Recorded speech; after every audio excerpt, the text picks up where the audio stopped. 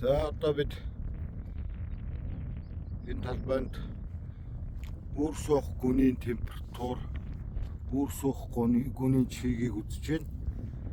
За энэ 10 см орчимд суулгасан. За одоо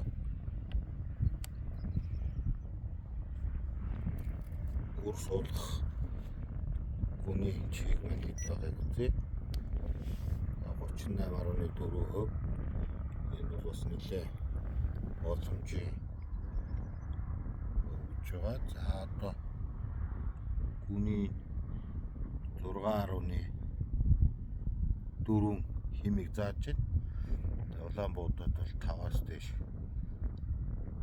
50 градусын хадгалаад бол үр соёлох чадвартай юм байт юм аа. За одоо нөөц чиг ямар байгааг үзье. Одоо 20 см газар хэд байгааг ингээд багчаа 20 см гүнд хийгээд за одоо манай хооч маань хэдийг заах нь вэ? За 39 чигтэй 6.4 улаантай ерөнхийдөө бол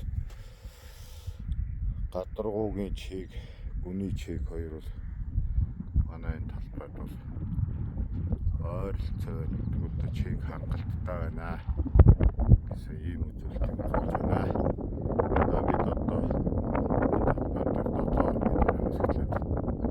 тарилтыг хэн тарихтаа бид бас чиг аль хэмжээнд ямар чиг